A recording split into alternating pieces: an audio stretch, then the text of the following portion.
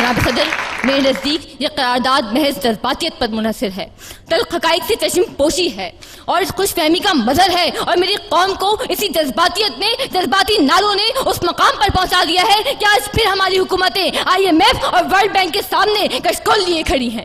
یہ حقیقت ہے، اور حقیقت سے منہ موڑ کر جذباتی باتیں کرنا میرے مخالفین کا طور طریقہ ہو سکتا ہے، مگر میرا نہیں۔ یہ حقائق روز روشن کی طرح ہر باشعور، سمجھدار اور درد مند دل رکھنے والے پر آیا ہے کہ ملک کی معیشت آج کہاں کھڑی ہے۔ ایک طرف اقلیت کی عیاشیاں ہیں، دوسری طرف عوام کی خودکشیاں ہیں۔ مائیں اپنے حمل اور باپ اپنے ہاتھوں سے اپنی نسل ضائع کر رہے ہیں۔ جس باپ نے بھوک اور بے روزگاری کے ہاتھوں پاگل ہو کر اپنے ہی بچے دریائے راوی میں پھینک دیے، اس کے لیے گنگا، جمنا اور راوی میں کیا فرق ہوگا؟ لگاؤ، تم آزادی کے نعرے لگاؤ اور ان نعروں سے ہمیں بہلاؤ۔ میں اگر بھوک کی شدت کا گلا کرتا ہوں، تم عقیدوں کے غبارے مجھے لا دیتے ہو، میرے ملبوس کے پرہول شگافوں کے عوض کتنی تقدیس سے فرمانے حیا دیتے ہو۔ محترم صدر، ہم آزاد نہیں ہیں کہ میرے اس ملک میں ہماری کمزور معیشت کی وجہ سے عملی طور پر ہم امریکہ کے غلام ہیں۔ جذباتی باتیں کرنے والوں، کیا ہماری سرزمین پر ڈرون طیاروں کے حملے نہیں ہو رہے؟ صلاحیت رکھنے کے باوجود ہماری جرت نہیں، ہماری بھوک، ہماری غربت، ہماری کمزور معیشت ان طیاروں کو گرانے سے روکے ہوئے ہے۔ محترم صدر، یہ کس قسم کی آزادی کی بات کر رہے ہیں جہاں لوگ بھوکے، بے روزگار، بے آسرا اور بے اماں ہیں؟ نام رکھا ہے اسلامی جمہوریہ پاکستان، دین ہے اسلام، قومی اسمبلی کے باہر لکھا ہے کلمہ طیبہ اور میراثی فن کرتے ہیں مغربی جمہوریت کا۔ خبروں، رپورٹوں اور تبصروں کی بیساکھیوں پر چلنے والے یہ دانشور نہیں جانتے کہ جمہوریت کی اس چند گھروں تک محدود رکھیل اور داشتہ نے کتنے گھر اجاڑ دیے۔ محترم صدر، میں قائد ایوان کے سوال کے جواب میں سوال کرتی ہوں کہ کیا ہمیں پاکستان اسی لیے دیا گیا تھا کہ ہم یہ دیکھیں کہ لا قانونیت اور معاشرے کی جڑوں میں تیزاب کی طرح پھیلی ہوئی کرپشن اپنی آخری حدود سے بھی تجاوز کر چکی ہے، ڈینجر زون عبور کر چکی ہے، معمولی سے معمولی اور جائز کام کے لیے بھی دام درکار ہے۔ سماج ایک شفاف منڈی میں تبدیل ہو چکا ہے جہاں قدم قدم پر میرٹ مسلوب ہے، جہاں محکمہ تعلیم جہالت کی تھوک منڈی ہے، جہاں عدالتوں میں انصاف رلتا ہے، جہاں قانون ساز قانون کی بوٹیاں نوچنے میں فخر محسوس کرتے ہیں، اور جہاں عوام اور اقتدار دو مختلف بلکہ متضاد قوتوں کا نام ہے۔ ملک کی آزادی پر بات کرنے سے پہلے ضروری ہے کہ اسے ملک بنایا جائے، اور اسے ملک بنانے کے لیے ضروری ہے کہ سب سے پہلے محدود اقلیت کے ہاتھوں سے اس کا ناجائز قبضہ چھڑوایا جائے اور اقتدار عوام کو واپس دلایا جائے۔ مجھے امید ہے کہ تمام حقائق کو مد نظر رکھتے ہوئے یہ باشعور ایوان اس قرارداد کو مسترد کر دے گا۔ جس دیش کے کوچے کوچے میں، جس دیش کے کوچے کوچے میں افلاس آوارہ پھرتا ہو، جس دیش کے کوچے کوچے میں افلاس آوارہ پھرتا ہو، جو دھرتی بھوک اگلتی ہو، جو دھرتی بھوک اگلتی ہو، جہاں دکھ فرش سے گرتا ہو، جہاں بھوکے ننگے بچے بھی آہوں پر پالے جاتے ہوں، جہاں سچائی کے مجرم بھی زندہ میں ڈالے جاتے ہوں، جہاں مظلوموں کے خون سے محل اپنے دھوئے جاتے ہوں، اس دیش کی مٹی برسوں سے یہ دکھ جگر پہ سہتی ہے اور اپنے دیش کے لوگوں کو جشن آزادی مبارک کہتی ہے، جشن آزادی مبارک کہتی ہے۔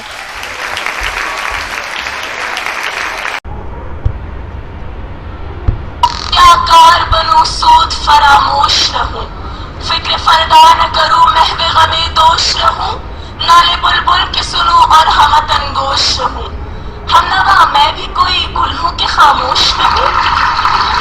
ہم آزاد ہیں جناب والا، قرارداد پیش کی گئی ہے، ہم آزاد ہیں۔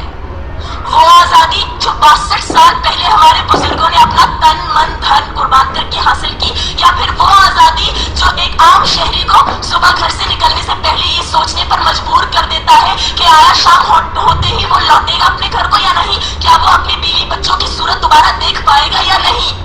کس آزادی کی بات کرتے ہو جناب والا؟ کون سی آزادی؟ کہاں کی آزادی؟ وہ آزادی جو امریکہ کے تلوے چاپنے پر ہمیں مجبور کر دیتی ہے، وہ آزادی جو IMF کے قرضوں تلے ہمیں دبا دیتی ہے۔ تو میں آپ کو بتانا چاہوں جناب والا کہ امریکہ کی خوشنودی حاصل کرنے کے لیے ہماری قیادت کسی بھی حد تک جا سکتی ہے، اور جواب ملتا ہے امداد مل رہی ہے جناب والا، امداد مل رہی ہے، معاشی استحکام چاہیے ہمارے ملک میں۔ تو میں آپ کو بتاتی چلوں کہ 9/11 سے لے کر اب تک جو بھی امدادی رقم ہمیں امریکہ سے ملی ہے اس کا کل تخمینہ ہے $7.79 بلین، اور اس میں محض ڈالر جو ہے پاکستان کی معاشی استحکام کے لیے یوز ہوئی ہے، اور باقی تمام دہشت گردی کے خلاف نام نہاد جنگ پر صرف کی گئی. جی ہاں، وہ جنگ جو ہمارے وزیرستان کو قبرستان بناتی ہے، وہ جنگ جو ہمارے ہی بھائیوں کا خون بہاتی ہے. پوچھا جاتا ہے کہ کیوں جناب والا، ایسا کیوں؟ تو بتایا جاتا ہے امن کے لیے، سلامتی کے لیے. تو میں پوچھنا چاہوں گی کہ برتری کے ثبوت کی خاطر خون بہانا ہی کیا ضروری ہے؟ گھر کی تاریکیاں مٹانے کو گھر جلانا ہی کیا ضروری ہے؟ بات صرف یہی تک محدود نہیں، تعلیمی میدان میں بھی ہم آزاد نہیں ہیں. آپ بتائیے کون سا ایسا سیاستدان ہے، کون سا ایسا لیڈر ہے جس کے اپنے بچے پاکستان میں پڑھتے ہو؟ ہمیں کہا جاتا ہے تعلیم حاصل کرو، ترقی کرو. تو میں آپ سے پوچھنا چاہوں گی کہ کیا کرے تعلیم حاصل کر کے؟ تعلیم حاصل کرنے والوں کا تو حشر ڈاکٹر عبدالقدیر خان کی طرح ہوتا ہے. امریکہ کی خوشنودی حاصل کرنے کے لیے ڈاکٹر عافیہ کو دشت میں پیش کر دیا جاتا ہے، برہنہ ہو کر اسے امریکی عدالتوں میں پیش کیا جاتا ہے. لیکن ہماری حکومت لبوں پر مہرے لگائے بیٹھی ہے جناب والا، لبوں پر مہرے لگائے بیٹھی ہے. یہ ہے ہماری آزادی. اس آزادی کی بات کرتے ہو تو میں انکار کرتی ہوں ایسی آزادی سے. یہ آزادی تھی جس کا 62 سال پہلے خواب دیکھا گیا تھا.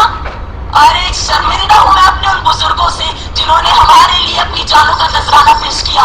میں صرف آخر میں اتنا ہی کہنا چاہوں گی، نثار میں تیری گلیوں پہ اے وطن کے جہاں چلی ہے رسم کے کوئی نہ سر اٹھا کے جیے. فلائیں گے بحریہ کالج سے اجلال مبین. امریکی کیمپ کے آہنی پنجرے، ان پنجروں کے سنگلاخ فرش پر پڑی قیدی نمبر 650. جی ہاں قائد ایوان، یہ ہے ہماری آزادی کی زندہ مثال. بنت پاکستان، دختر اسلام، جسے اپنے ملک کے محافظوں نے چند ڈالروں کے عوض بیچ ڈالا. مگر آپ چلائیے کہ ہم آزاد ہیں، ہم آزاد ہیں. جناب صدر، جیکب آباد، حسن پور، تربیلا کے حساس علاقے صہیونی طاقتوں کو فروخت کر دیے گئے، مگر ہم خاموش رہے. ذاتی مفادات کی خاطر پاکستان کو امریکہ کی چراگاہ بنا دیا گیا، مگر ہم خاموش رہے.